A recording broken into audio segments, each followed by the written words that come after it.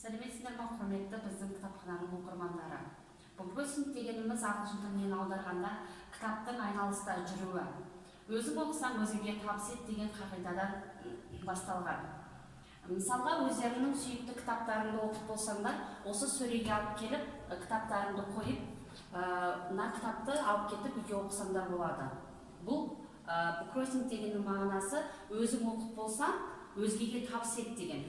Мысалға, сен оқып болсаң, жанындағы құрбыңа табыс етесің да, ол құрбың алып кеп мына жерге қойып, басқа кітапты алып кетіп оқыса болады. Сондай мағынадан шыққан сөз. Мысалға, мына жерді қарап шықсаңдар болады. Дастандар, батырлар жолы, өздеріне қызықты деген кітаптарды алып оқып, орны бос қалмау керек. Өзіңнің үйіндегі сүйікті бір кітабыңды алып кеп, осы жерге қойып алмасып оқып тұрсаңдар болады. Ал енді мына сөреде тұрған біздің кітап, біздің ауылдың ақыны, жазушысы Әдепхан Төреханұлы Жақыбаев. Сендер танисыңдар ма балалар кісіні? Танисың ба?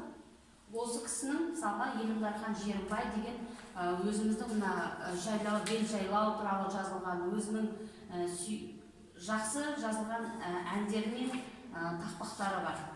Салттық би туралы жазылған. Осы кітапты алып, үйдегілермен бөлісіп, оқып, қайтадан орнына кітап әкеліп қойсаңдар болады.